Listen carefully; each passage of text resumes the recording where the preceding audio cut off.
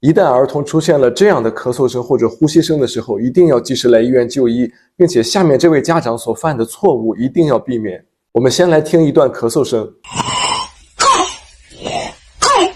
当儿童出现这样持续剧烈的咳嗽，并且发出这样的空空声或者犬吠一样咳嗽的时候呢，一定要警惕急性喉炎这个病，它会导致儿童出现喉头水肿，出现气道的阻塞，严重呢会出现呼吸困难，吸气时会发出这样拉锯或者吹哨一样的喉鸣声。